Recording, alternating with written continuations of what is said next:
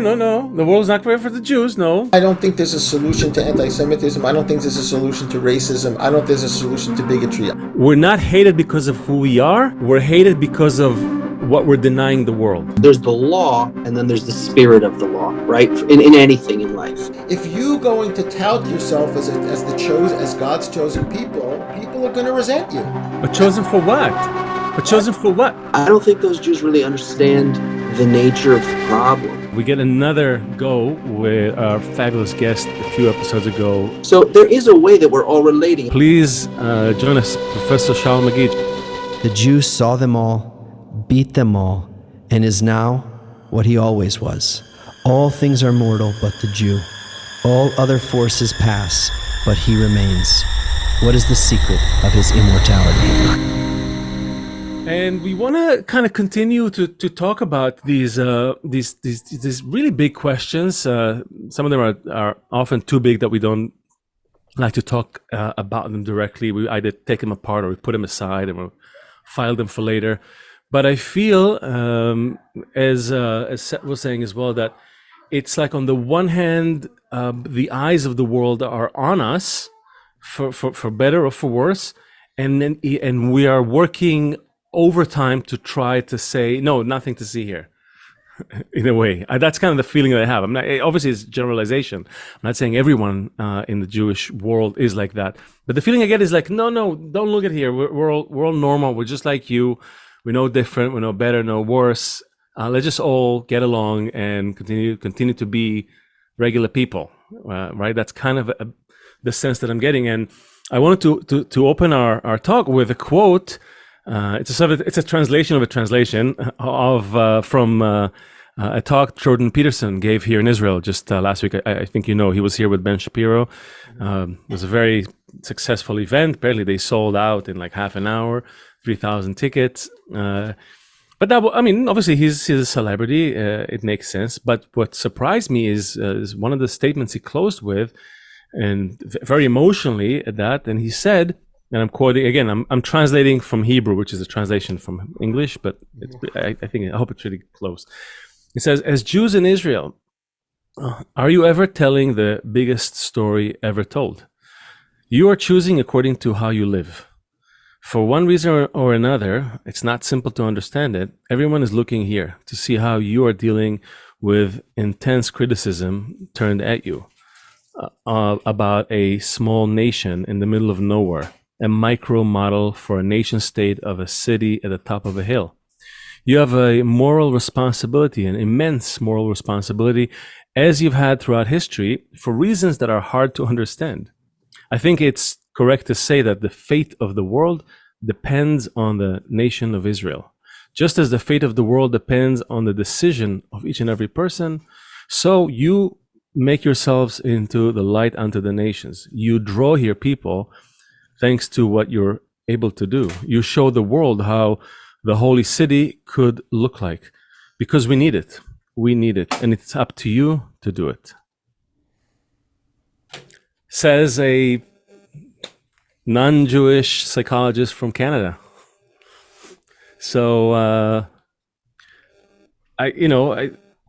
want to jump right in. I want to ask you, personally, Shaul, do you feel that responsibility? Let's maybe start with that. Well, it's funny. I'm listening to that quote. I have to be honest and say that I don't exactly know what he's talking about. But do I feel? It's funny. It's funny that even when Seth began his comment about the world, right, the story of the world, I think it's a bit of an exaggeration. I don't think it's the world. I think most human beings in the world have never met a Jew and don't even know anything about Jews, right? I mean, the world is a big place, right? It's true. There are 1 out of every 4 human beings lives either in China or India, right? On Earth. Right? So it's not the world. It's a very particular, obviously it's a very particular piece of the world, for sure. But it's very interesting that we and this goes back to, in a certain sense, scripture, right? That somehow there's a consciousness that Jews do see themselves as a center of the world. And I think it's probably better to kind of put that a little bit more in context. So, responsibility, in some sense, I think, the experiment of Israel is a very important one, certainly for, let's talk about the West. Even that's a problematic distinction, but just for the purposes, right? Or the Judeo-Christian Islamic, civilization. It's a very precarious experiment, and there was a lot of reasons for it, and there was a lot of challenges that we still are facing and we're facing today. So I mean, it's funny. Gershom Scholem, in an interview with Muki Tzur in 1972, said something to the effect, and I'm not getting the quote exactly right, but the move to end exile, basically the move of Zionism, was a very, very precarious project, and the opposers of Zionism understood that much more than the Zionists did. That's what Scholem says in 1972. And Scholem is saying that as a Zionist, of course.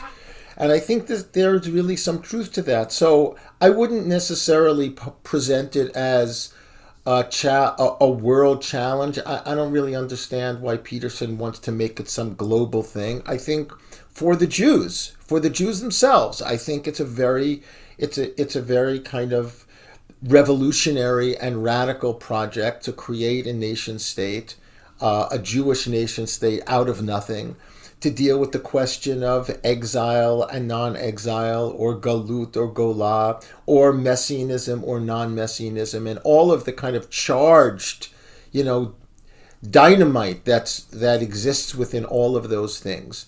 And in a certain sense, responsibility, I feel it's a responsibility for Jews. I don't necessarily feel like the entire world is looking at Israel. I think that's a bit of hyperbole that I'm not sure what work it does.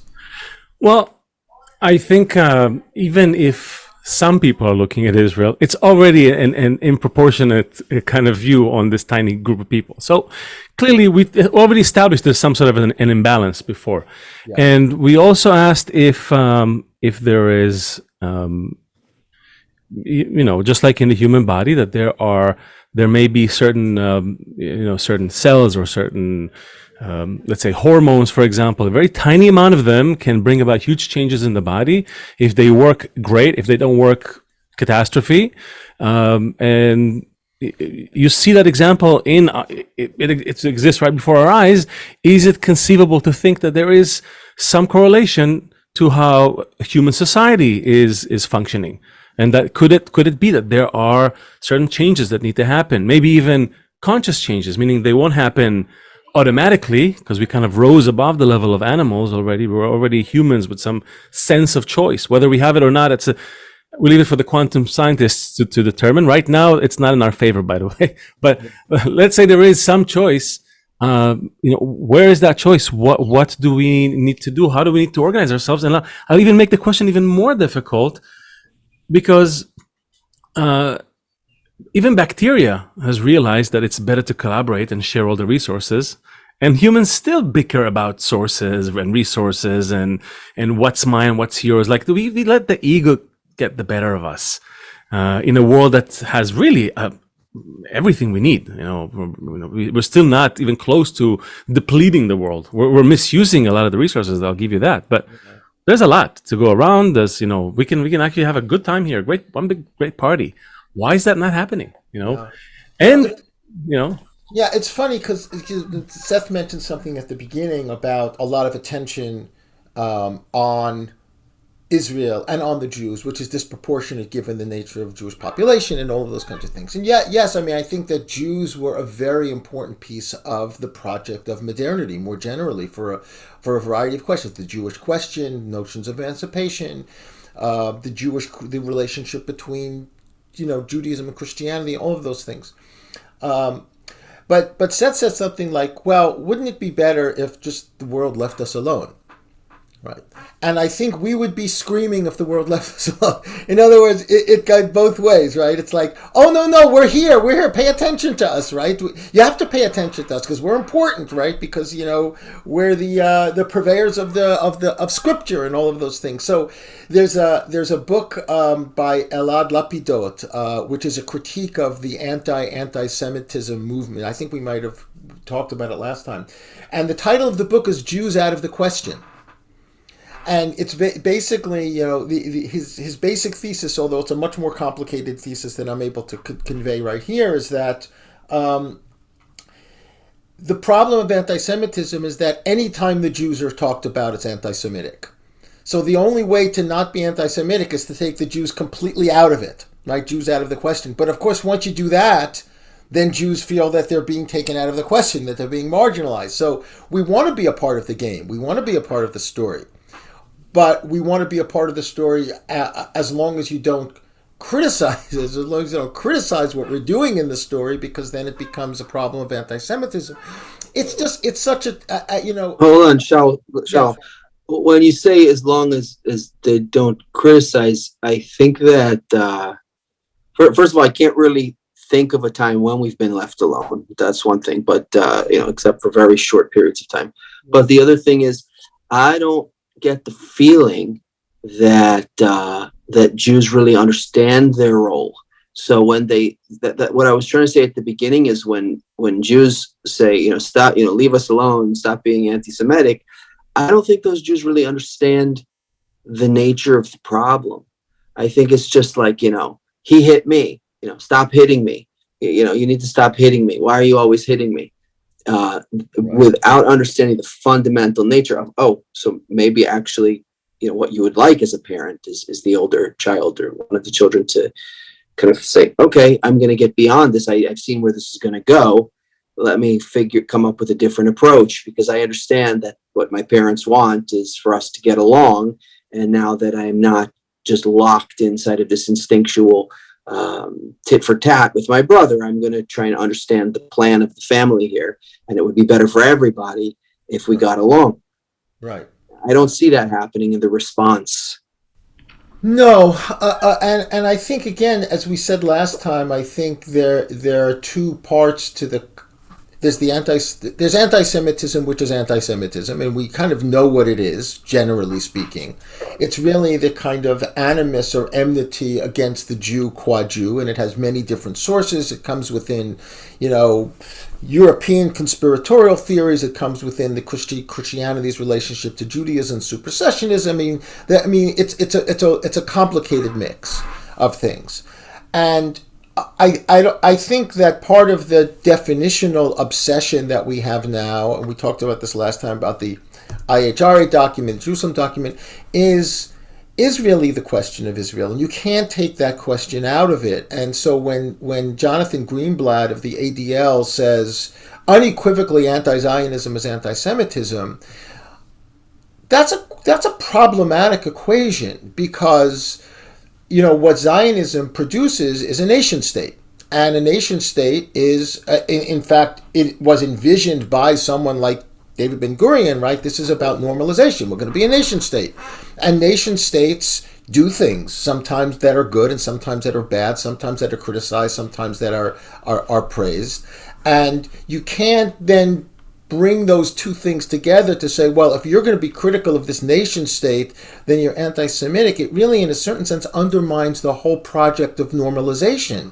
There's something that's actually quite, in my mind, anti-Zionist when somebody who leads a major organization in America says anti-Zionism is anti-Semitism. Right? So if somebody says to Israel, you're treating the Palestinians the way that the Afrikaners treat blacks in South Africa, right? Or you make, questions about apartheid. You can disagree with that, and you can come out with all kinds of distinctions about why it's not and why it is. But if you call it anti-Semitic, you destroy the whole project, right? So hold on a sec. There's the law, and then there's the spirit of the law, right? In anything in life. So we know you could follow the law, but not the spirit of the law. Well, that happens all the time in business. It happens all the time everywhere. So there's some other, there's what you're saying is like the laws of nation states is one thing, but there's also, you can say to someone, I love you, but really what you're saying inside, and they know it and you know it, is I hate your friggin' guts. But you can say with your mouth, I love you, right? So there is a way that we're all relating. And what you're saying is, listen, nation states should deal with nation states just like this, but there's some other thing that's being communicated in the heart, so to speak.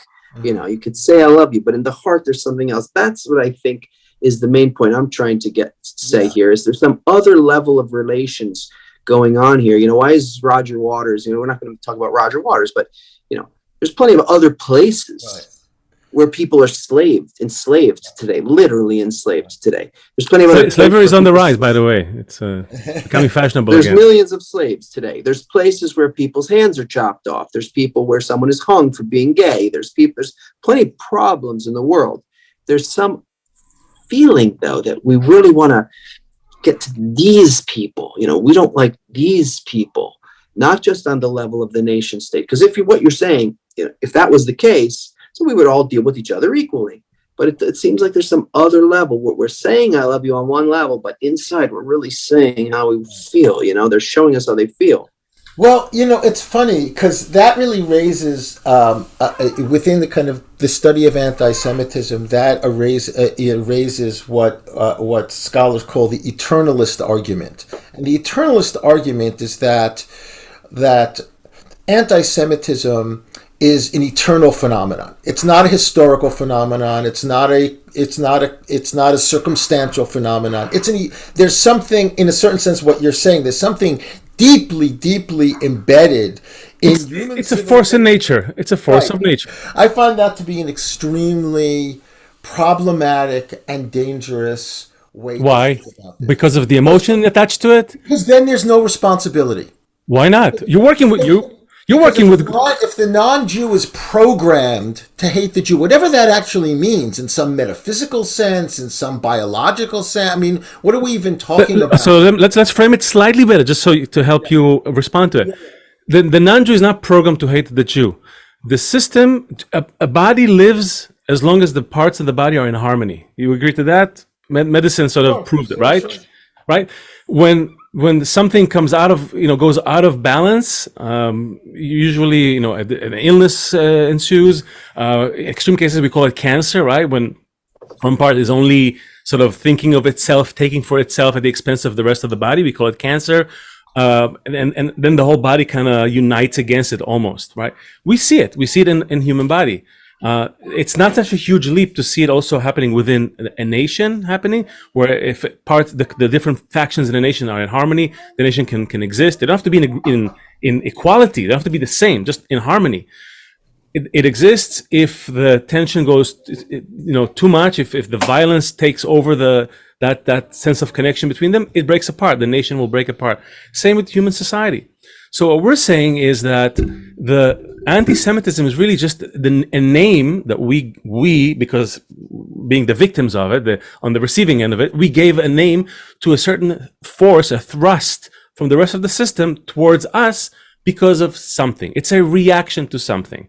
It's not an absolute thing that being a non-Jew, I have to hate Jews. No. If Jews don't behave a certain way between them, don't function a certain way in that body of humanity, to contribute to the harmony of the body, then the body will simply attack it, just like it tries to attack cancer and other forms of viruses and all that. That's what we're saying. That's our sort of our premise. That's what we've been trying to show through, patterns in history, through network science, that there is some sort of a relationship here, a relational thing. Okay, so it's not a. Yeah, there's certainly. I don't deny that. I find it problematic to think about anti-Semitism in metaphysical terms. Now, I know that's the way the tradition has often looked at it, right? But I find today to think about it in that way, it's simply I don't really know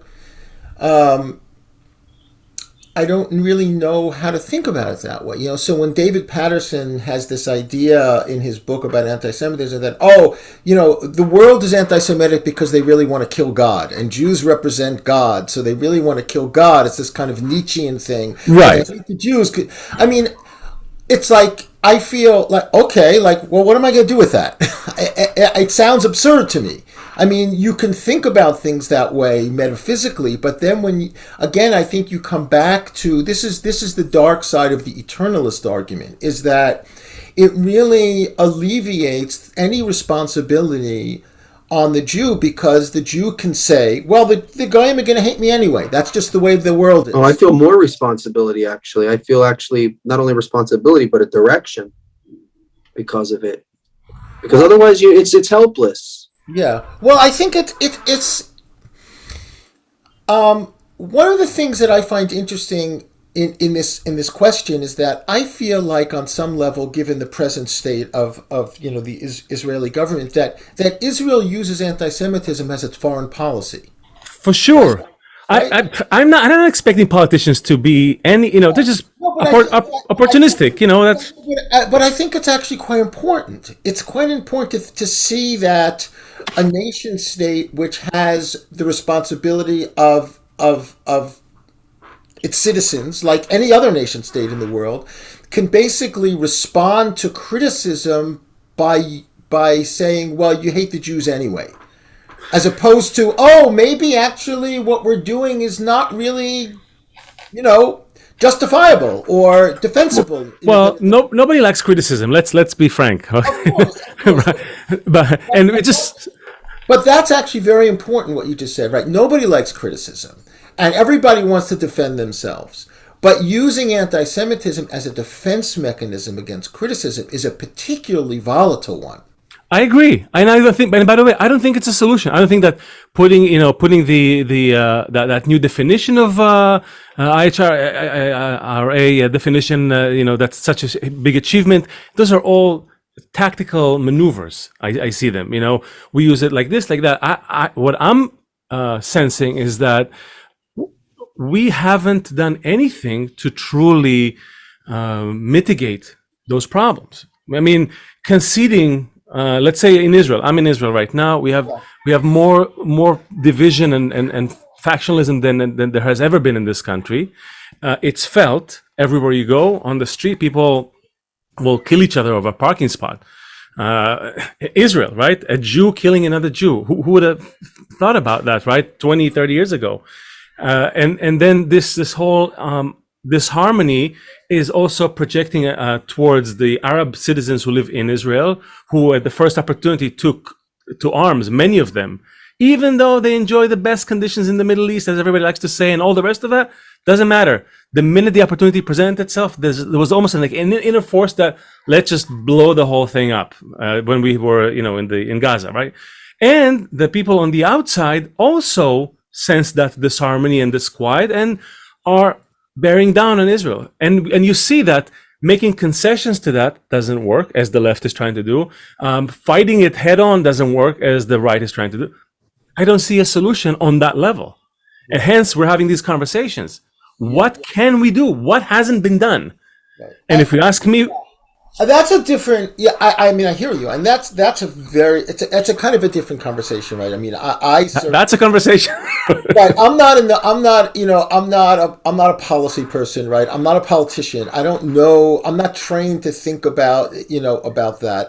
I would, how to solve anti-Semitism. I don't think there's a solution to anti-Semitism. I don't think there's a solution to racism. I don't think there's a solution to bigotry. I think people will hate other people. As James Baldwin once said, everybody hates everybody on some fundamental level. So I don't think, I'm not thinking about anti-Semitism in terms of a solution per se. How do you get a person not to hate another person because of who they are? I don't know the answer to that. You change the premise. We're not hated because of who we are. We're hated because of what we're denying the world. It's like Seth and I gave this metaphor to one of our guests. It's like a patient lying in a hospital bed connected to all these tubes, right? And you stand there and you're trying to help him or something, but you're standing on their oxygen tube. Right. That's what you do. So, like it or not, something about the way you carry yourself, you're causing them. Now they don't even know what's happening. They're like flailing their arms. They just look at the only person in the room, and they direct their rage against that person, not even knowing. It's stupid. It's stupid when someone comes out and says, Jews have too much control in the banks and too much control in entertainment, and then the response is like, that's an age-old anti-Semitic trope. Don't say Jews control the banks and have too much control in the banks and too much in the entertainment. It's like, no, okay, Jews do have a lot of control in the banks, and Jews do have a lot of control in entertainment and everywhere else. So the response shouldn't be, oh, you're being anti-Semitic by pointing this out. The point should be, okay, so what are we doing with that influence? Right. You're right. Let's all sit down and think about this. In banks, in medicine, in psychology, in academia, in everywhere you go, there's Jews in there, and the world is in a total state of chaos and war everywhere, and it looks like it's getting worse. So right. What can we do? Is this the best we can possibly do?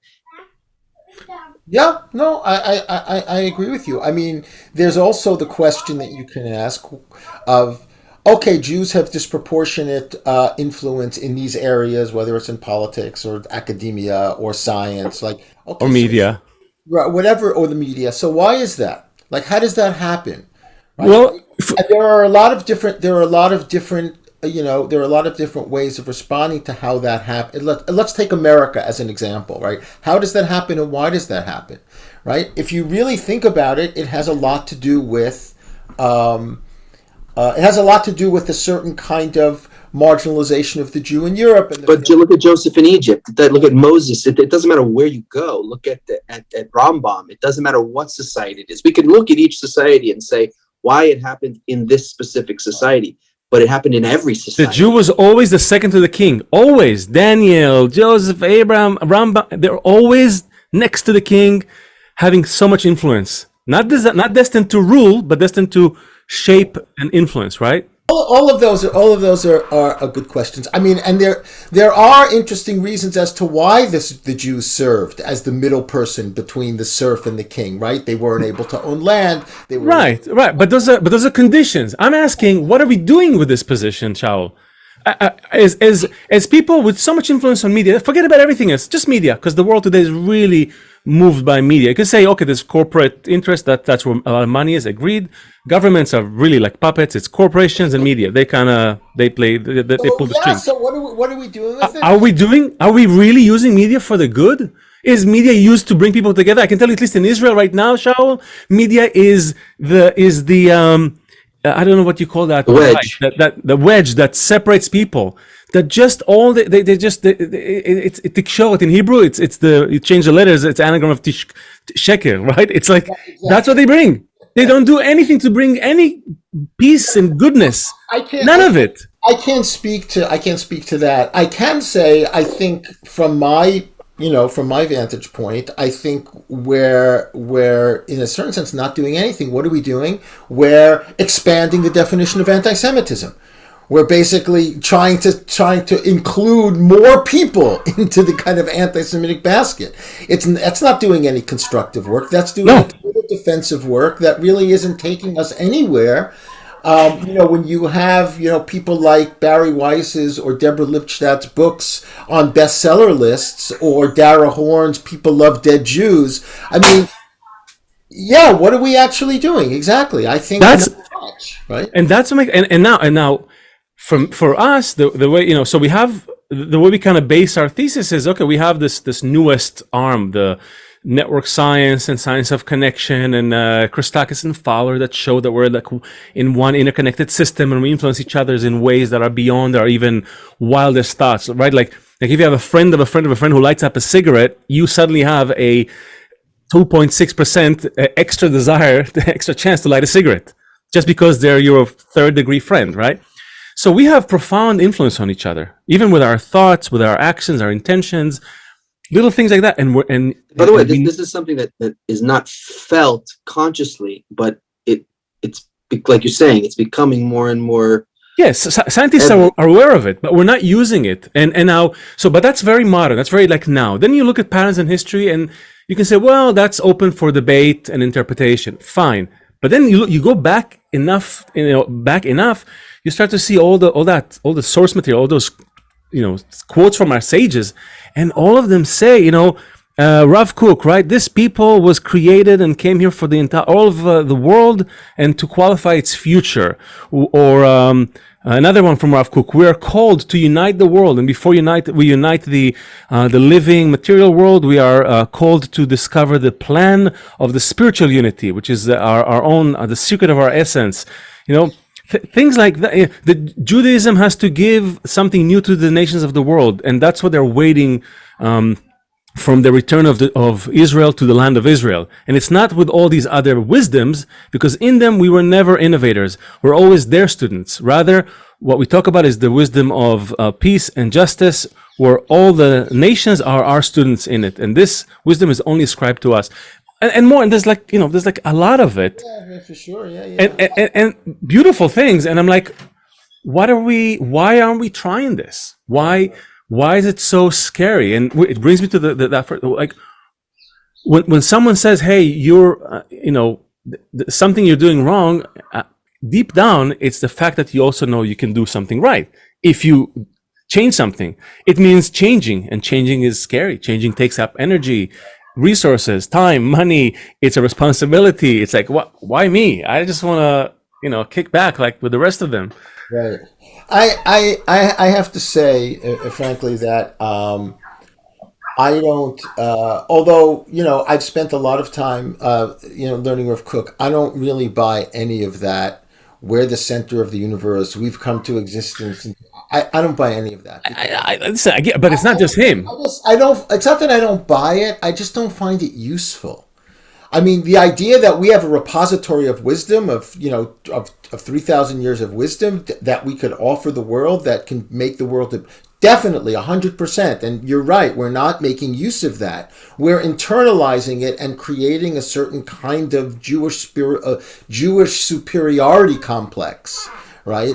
That then becomes a certain kind of Jewish supremacy in a certain iteration that has the opposite effect on some level. So I don't go in that direction. I don't feel like it's politically or socially beneficial to think in those terms. Where the world was created because of for the Jews, and No. The world's not created for the Jews. No. Baal Sulam, in his commentary on Etz Chaim by the Ari, who lays it out, the world was created so the creator can reveal himself to the created beings. And if he's all love and bestowal, he needed someone to receive all this love and bestowal. Right. That's a whole other premise. It's a whole other premise, but I don't think it necessarily. I mean, it may be a distinction without a difference on some level, but it doesn't matter. I mean, the Jewish superiority complex, which is embedded in Rav Kook's kind of metaphysics and has become secularized on some level through through certain kinds of forces. I just don't think. Spinoza said, and he was right about this, right? He said, if you going to tout yourself as God's chosen people are going to resent you. But chosen for what? Chosen for what? It doesn't. Whatever. If you say that you're different than everybody else, you're closer to God than everybody else on some level, then people are going to, that's the reality, right? It's true. It's a terrible strategy then. It's a terrible strategy. Why don't we put our heads down and just serve everybody? Okay.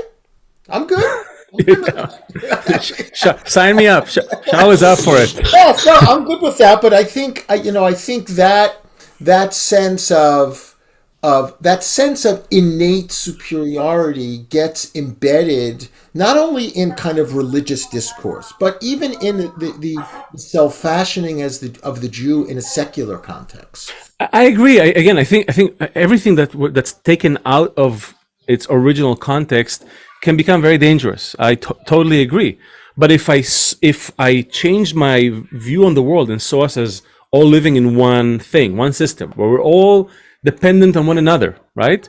And just like you could say, well, you remember that fable or whatever, that allegory with all the organs in the body arguing who's more important, and eventually the tongue is like, I'm the most important, and they say something stupid, and then the guy gets hanged, right? So we're all equal in this. We're all parts of this one thing, but we have different roles, and with our roles, we can, bring destruction or healing, right? I mean, if the heart decided to suddenly pump blood only for itself, we'd be in trouble. If the thing you're supposed to be superior at is loving others, you would never go out and try and make everyone else feel that you're more superior than them. It's stupid. You're supposed to make everyone feel loved. Yeah. So when you want to make someone feel, so that just means you're not doing your job right. Right. You don't. Christianity falls into the same pit, right? Christianity also has, sees itself as a religion of love, and then yeah, but love me or I'm going to chop your head off. That's not exactly. It's a different kind of. It's a different kind of love. But I want to throw out something since we're talking about anti-Semitism, and see what you think of it, and that is that when we think of anti-Semitism, we usually think of it very, very attached to oppression, and traditionally that was the case, right? The Jews were oppressed, they were persecuted, they were marginalized, and anti-Semitism was one example of how that was lived out. And that becomes a kind of classical anti-Semitism. I think in America what we're experiencing is a kind of anti-Semitism where Jews are not oppressed. I don't think anyone really thinks the Jews as a people are oppressed in America. I mean, we can live our life as Jews. We're legally protected to be able to practice our religion freely. That's not to say that there is an anti-Semitism. It's to say that there's anti-Semitism in a context that does not include collective oppression. Right. And then if you take that to the Israel thing circumstance, you'll sometimes hear people say, and I'm not saying any of I'm saying you'll hear people say if a Palestinian throws a rock at an Israeli car that he's anti-Semitic. That's an anti-Semitic act.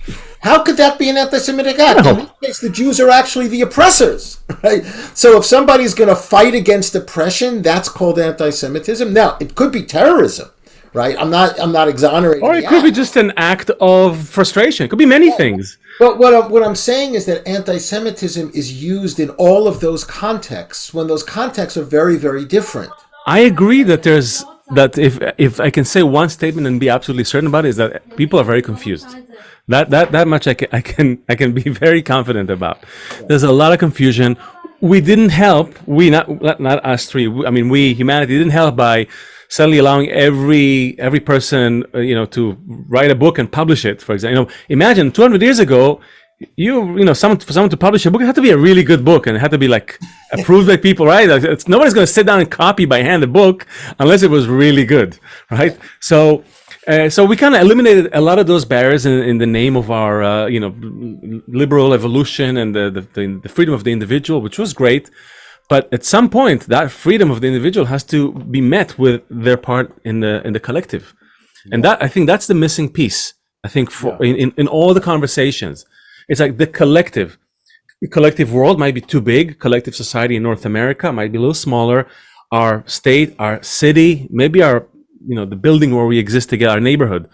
But we have to start with a certain relation between the individual and the collective. That complete liberation of like, I will decide everything about me, and the collective will conform to me. Yeah. That's a deviation from that natural balance of things. The balance is my identity has to be defined as part of also a collective, because I'm part of it. Because humans are part of a collective. We don't live in a vacuum. Yeah. And as long as we kind of look at ourselves as separate groups that are not part of the same collective, I don't see us solving anything. I see us throwing good ideas, demanding things from each other. I don't want to demand anything from anyone. I want to demand only for myself. I have no control over everyone. I have some control over me. So what can I do? That's a question that I want to ask. And I hope that everyone listening is also going to ask that. What can I do? How can I connect to that collective in a better way? I'll read a Rambam quote. He says, love your friend as yourself. All the things you wish others to do unto you, these do unto your brothers. The law that Abraham, our patriarch, established and the graceful manner of his conduct is as follows. He fed the passerby with bread. gave them drink, and accompanied them. It would really be incredible if there was a culture among us of educating others, helping others, taking care of others. I don't mean NGOs. I mean not the letter of the law, the spirit of the law. I don't really care about the letter of the law, because what matters at the end of the day is the spirit of the law, right? You can live in the same house, sleep in the same bed with someone, but there could be a million miles between you. But you could be a million miles away from someone and feel closer than anything. So there's a spirit that needs to permeate that that we're really missing. I agree with you. I think that, just to push back, I think that there would be plenty of people who would basically bring with them hundreds of sources that will say to you that Maimonides quote, or the quote of, V'ahavta recha kamocha in Leviticus and so on, only applies to the fellow Jew. Only applies to the fellow Jew. And you're universalizing that, which, again, I'm with you on that. But that so I don't want to talk to those people who right now. I'm not ready to talk to those people. I want to find the people. I understand, but I'm just saying that the universalizing of those particular. But that's our premise, though. That's what we want to do. That's what we believe, is that's how it has to be. Right. And the people who say, that it's just for Jews or something, we're not ready to talk to them until the spirit permeates. I have a good quote, by the way, Shaul, that you can now use for all these other guys. It's from Baal Sulam Yehuda Ashlag's the article, the Arvut, the mutual guarantee. 2 items from the article. Therefore, he says the Tana Rabbi Shimon Bar Yochai described the Arvut, the mutual guarantee, as 2 people on a boat, where when one of them began to drill a hole in the boat, his friend asked, "Why are you drilling?" He replied, "What business is it of yours? I'm drilling under me, not under you." So he replied, "Fool, we will both drown together." Right? From this we learn, and he continues, from this we learn that those rebels that rebel against this idea within the nation, wallow in self-love. By their actions, they build an iron wall that prevents the observers of the Torah, of love your friend as yourself, from even beginning to fully keep the Torah and mitzvot in the measure of love thy friend as thyself, which is the ladder for reaching adhesion with the Creator. And how right were the words of the proverb that said, "Fool, we shall both drown together." The second item continues and says, Rabbi Elazar, son of Rashbi, clarifies the concept even further of the Arvut, and he says, it is not enough for him that all of Israel be responsible for one another, but the whole world is included in that mutual guarantee. Yeah. Indeed, there is no dispute here, for everyone admits that to begin with, it is enough to start with one nation, for the observance of the Torah, for the beginning of the correction of the world. It was impossible to begin with all the nations at once, as they said that the Creator went with the Torah to every nation, right, and every tongue, and they did not want to receive it. In other words, they were immersed in self-love up to their necks, some with adultery, robbery, murder, so on and so forth, and it was impossible to conceive in those days to even ask if they agreed to retire from self-love. Yeah. And therefore he went with this one nation. Start with you guys. Yeah. You're not superior or anything, just start with you. Yeah, the Baal Sulam is really, Ashlag is fascinating on a lot of levels, because he really is, and he's not the only one. There's also Mosek from the Vorno in around the same time. They really saw the universal message there. But one of the interesting things about Ashlag, because of exactly the quote that you read and many others in Ashlag, that's why he was a communist. He talks about that as well, by the way, about our misunderstanding of communism. He's like, look, communism didn't work. Look at Russia. I'm not professing communism. I'm saying if you look at nature, where it's going, it should go into some form of collaboration, because all of nature is like that. And if you just let capitalism go run its course, you reach Nazism. Look what happened in Germany. If you let communism run its course, you reach this weird totalitarianism. So both unchecked, without love, they by the way, the Jewish establishment shut him down. They told the authorities that he was printing communist materials, and they stopped him from publishing. Yeah. Right. So he and Ben Mosek, who wrote a book called Israel and Humanity, which was an unfinished manuscript that was like 900 pages by the time he died, was moving in the same direction. So there certainly is within within a number of Kabbalistic thinkers like Ashlag and Ben Amozig, a sense of breaking out of that kind of particularist, the hermetically closed particularist orbit to get to a kind of universalist and humanist. There's no other way, because we live in a system, and that system depends on all the parts. You want to look at a micro version, fine, but it's a layer within layer within a layer. It's all one thing. And the funny thing is, we wanted to open, actually, before I saw the Peterson quote, we wanted to open with a quote by Bialik, the poet. He says, because it kind of touches on really where we were leading this with. He says, no one can see the wind, but that is what is driving the ship, and not those rags blowing above the mast for everyone to see. so very good, right? And I think we're really in agreement with all of that. I just don't think, I think that people who begin to espouse that in the public square, whether it's in Israel, whether it's in America, by and large, are marginalized within the larger Jewish community that is resistant to that kind of openness and of expansiveness because of the way they understand anti-Semitism. So these are the purpose of our conversations. How do we, like when the power comes in off the street, they don't bring that straight into your kitchen. You'd blow up your house. You have to like step it down and step it down and step it down until you have 110 volts to plug your phone and your fridge in.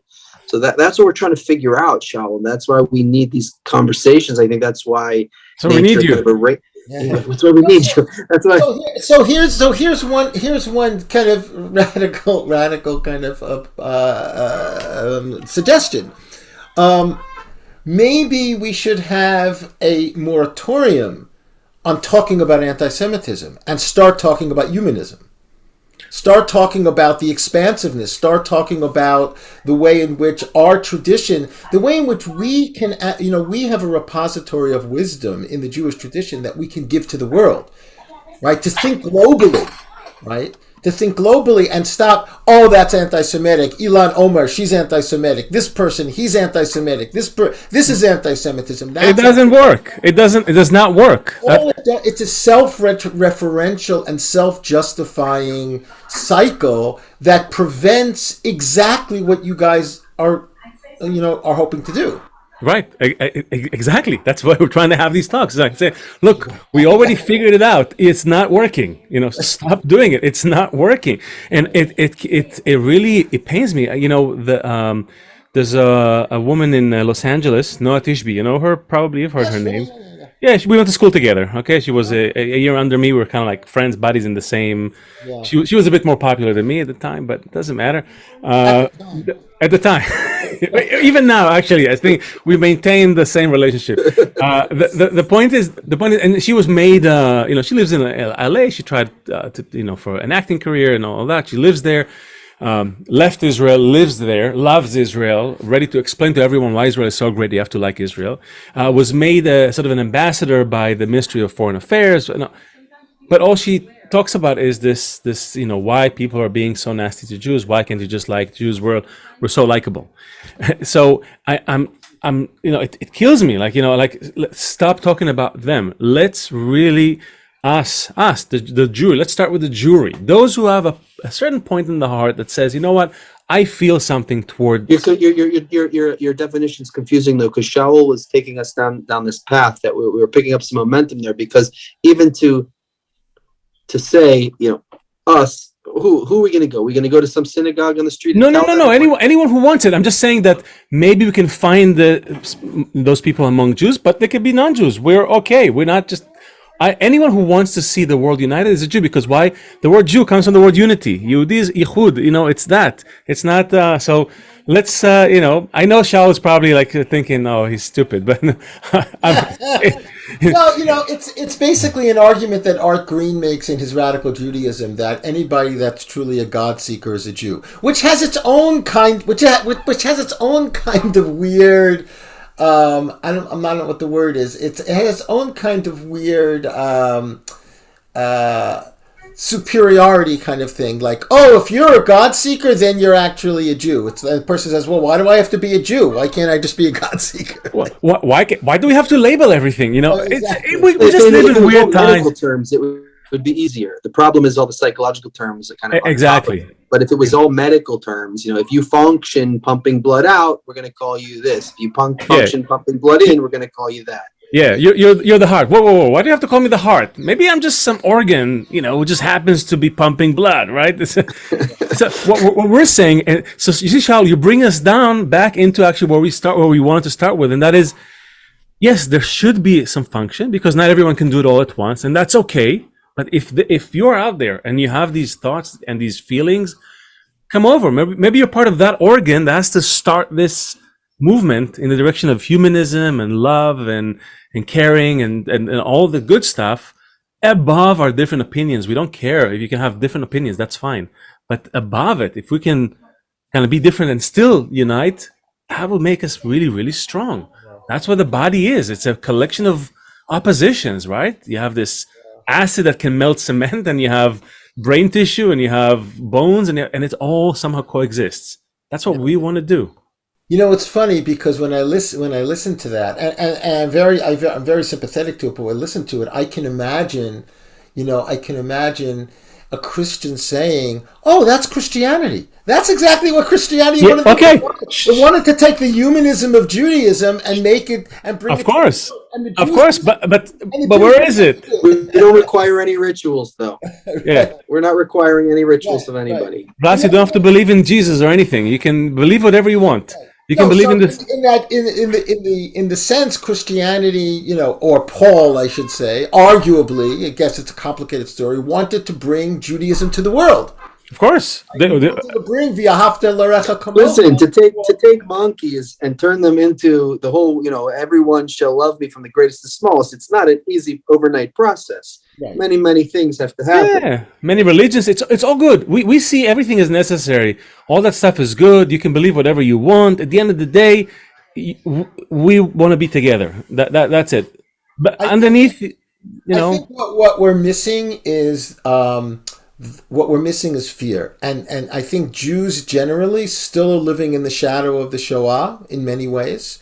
What we're missing is fear. Is that what you said? Well, yeah, the element of fear, the way in which Jews, and again, I'm being obviously bombastic here, are afraid. Great. Are afraid. Yeah. Afraid. They would say, in some sense, I'm sympathetic to what you're doing. I agree. I'm afraid. They're out to get us. And that's where anti-Semitism comes in, which is a preventative against precisely the move that you want to make. Now, I'm not talking about people that engage in anti-Semitic acts. I'm talking about the fear of anti-Semitism, the obsession with anti-Semitism as a self-justifying narrative to keep Jews enclosed in themselves. I think all the all the signs are gradually pointing in that direction. So you're afraid, that's okay. You can be, how I tell my kid, you can be afraid, but you still have to do it. It doesn't matter. Fear doesn't relieve you from that. And there's also a saying by our sages that it's not up to you to finish the job. There's someone else, but you're not free to relieve yourself from it either. So and again, all of that exists in our texts, as you said, and even the seemingly contradicting. I'm not talking about commentary on commentary. I'm talking about the text. Like, even if you look at, there's like a quote from Deuteronomy, and among the nations you will have no repose, and there will be no resting place for your feet. Right? Or Ezekiel that says, that which comes to your mind will not be at all, in that you say, we will be as the nations, as the families of the lands. You can't. Look, someone decided for you. Okay, so now you can fight it for you. For meaning anyone who feels this way, who feels this inclination towards this unity, this inevitable unity. Nature is pushing in that direction. Just a matter of time, right? We can go with it or against it, but the steamroller of evolution takes little advice from the parts in it, right? It took me. Oh, go ahead, Shaul. No, I think that Jews have decided, and again, not all Jews, but I think, large numbers have decided that what is most important now is survival. And that takes precedence over everything. And once survival becomes the most important thing, then anti-Semitism serves a positive function of keeping people inside. I think it was Arthur Hertzberg who once said, the only thing more dangerous than anti-Semitism for Jews is no anti-Semitism for Jews. Right, and the anti-Semitism is what actually has a chance of uniting us. That part we agree with. However, But I want to just add one thing to that: uniting us against the world, not with the world. For now, because we're still behind. Like I said, we need to unite for the world, for each other, for the world. We're still uniting against something, but again, that's a natural mechanism. The point is that I think we don't have much time.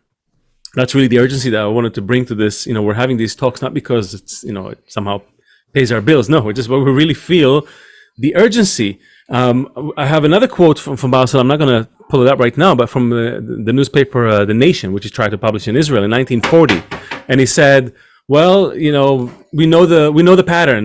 One nation shows us the door. We found refuge in another nation. Today, there's nowhere to go.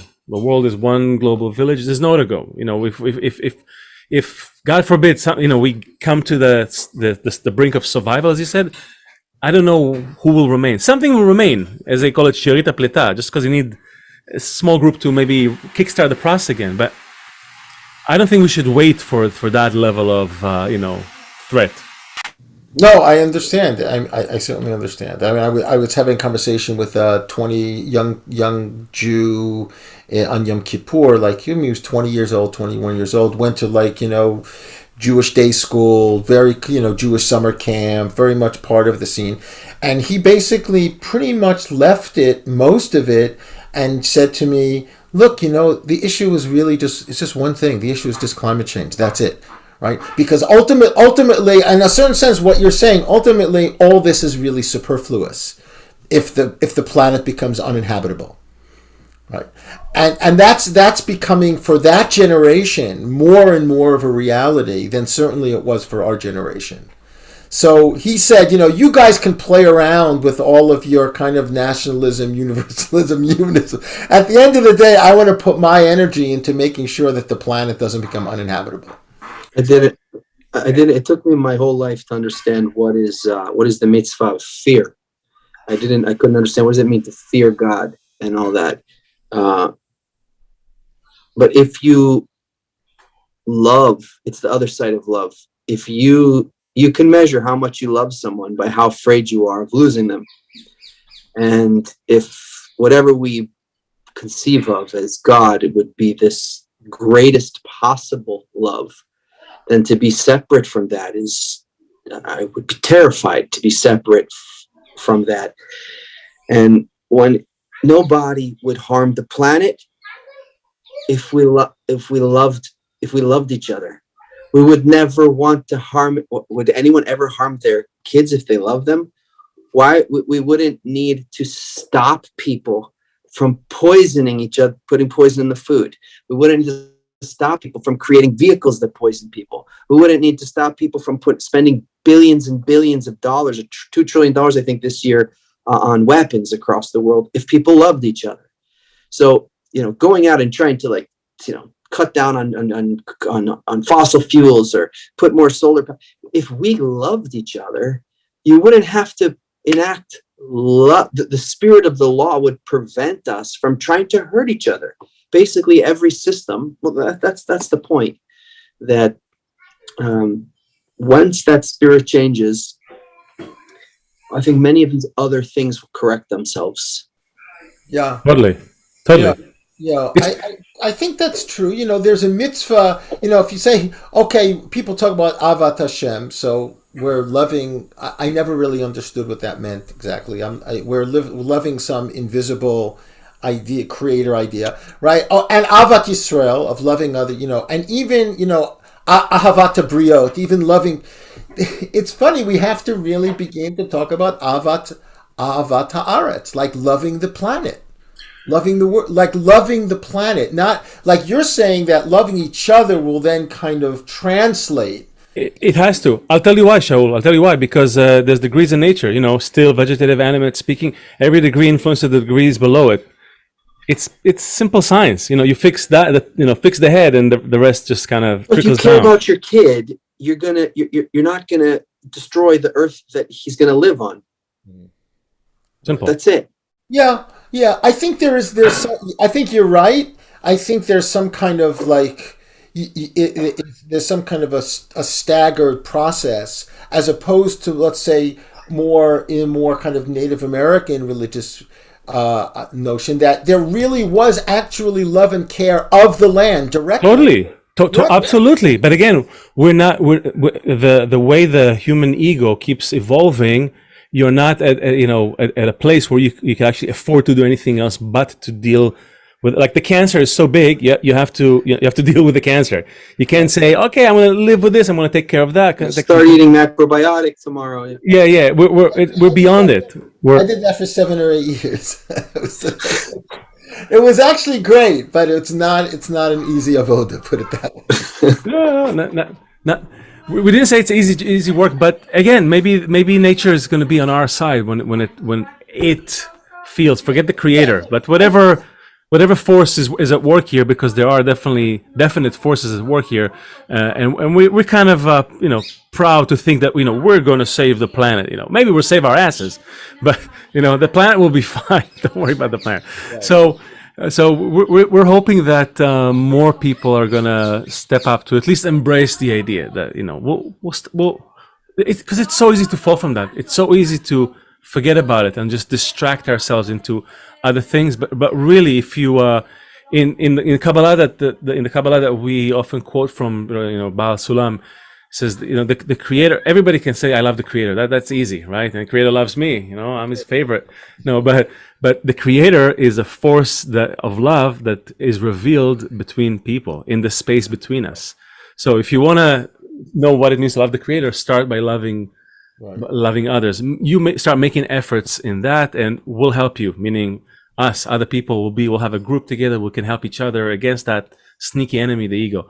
That's kind of what we're after. I know, but so here's my question to you then, because in a way, anti-Semitism, or I shouldn't say anti-Semitism, or the concern or obsession, however, with anti-Semitism, is really, in a certain sense, the opposite of that entire trajectory, because the anti-Semitism conversation is, you don't love us, and therefore we don't have any responsibility to love you, right? In a certain sense, anti-Semitism is the anti-love rhetoric, right? You hate us, we hate you. The anti-Semite might not even know why he's hating you. He's just saying he's like a kid who's like, I'm frustrated. That's what you, who should have you pride yourself on being the moral compass of humanity, all those years of wisdom and all that. Show it by exercising it, at least between you. Just like parents need to give a good example to the kids. Start with that. I'm telling you, Shaul, I live here in Israel. It's like a smaller lab. The US is big, 300-something million people. It's tough. In Israel, it's small. I'm telling you, and I spoke to people about it. I spoke to Arabs. I have friends on, Israeli Arabs, Palestinian Arabs. If we start to have this cool notion of love between us, everybody would want to be part of it. It's like, I want some of that. They would be less inclined. That desire to destroy you, I guarantee, will disappear. Nobody wants it. People don't want it. They don't have the energy for it. But as long as you just look even worse than them, screw it. I'm willing to blow myself up, in order to get rid of you. Yeah. And that's This all requires. I agree with you. This all requires, I think, something that is really missing, not only among secular Jews. I think it's missing among religious Jews too, and that's this notion. There's a basic notion of a kind of faith in humanity, but also a faith in a certain kind of divine promise. A promise. I think survivalism is faithless. Right? In a certain sense, when you become a survivalist, you're no better than the squirrels out in the woods. You're becoming out, exactly. And an animal has no shame. You can eat from the garbage and all that. When you're above that, suddenly your humanity starts to show. Right. And this is really the challenge. And I want to finish. Seth, can you read? I want you to read this quote from Baal Sam. I'll put it in the chat, and we'll finish with that because I know we're already above the hour. No, sorry. I'll put it in the WhatsApp. It's a little too long for the Zoom chat. From Exile and Redemption? Yeah, it's from the article Exile and Redemption. It starts with the quote from Deuteronomy and Ezekiel that I read to you, and then he continues, he adds 2 more thoughts about it. Okay. Let's read that. And among those nations, you'll have no repose, and there'll be no resting place for your feet, Deuteronomy. And that which comes to your mind will not be at all. In that you will say, we will be as the nations, as the families of the lands, from Ezekiel. And now Bala Sulam. The Creator will evidently show us that Israel cannot exist in exile, and will find no rest at the hands, and will find no rest as the rest of the nations that mingled among the nations and found rest, and assimilated in them until no trace was left of them. Not so is the house of Israel. This nation will find no rest among the nations until it realizes the verse, and from there you will seek the Lord your God, and you will find him, for you will demand him with all your heart and all your soul. This can be examined by studying providence and the verse that states about us, the Torah is true and all its words are true, and woe to us as long as we doubt its truthfulness. And we say about all the rebuke that is happening to us that it is chance and blind fate. This has but one cure: to bring the troubles back on us to such an extent that we will see that they are not coincidental, but steadfast providence intended for us in the Holy Torah. Bala Salam, and Exile and Redemption. That's great. That's great. It's kind of like basically what I was just saying about the notion of faithlessness, right? If you don't have faith, you become a survivalist. Exactly. And in a certain sense, I think, there was, not to really be judgmental about it, but I think there was certainly among some of the earlier, iterations of Zionism, a kind of faithlessness of saying, no, we're not waiting. We don't believe in this. We don't believe in this waiting and God will redeem us. We're going to do it ourselves because things got so bad. I mean, things were terrible enough that it kind of broke the faith that was kind of that had kept the Jews kind of in a state of existence until then. So that's that unity that was missing, by the way, because there was the Orthodox faction that said, no, we got to wait for Providence will save us, we'll do nothing, and the socialists who said, no, forget God, there's no God, we'll do everything, and the reality again is in the middle. Yeah. You're not going to finish the job. You're part of a bigger system of nature, but you have to start it. So I hope that in this we started a little bit. We have to finish. It's over an hour, but I really want to thank Shaul for from the heart, Shaul. Thank you so much, man. And I'm definitely I'm on the train. Just make sure it's the right train. It's an electric train. It's not a good. But in a certain sense, I just want to say that I think it's actually important to have this kind of conversation with this direction, and to think about the question of anti-Semitism. Is it an impediment, or the way the obsession Jews have with it? Is it an impediment toward this process?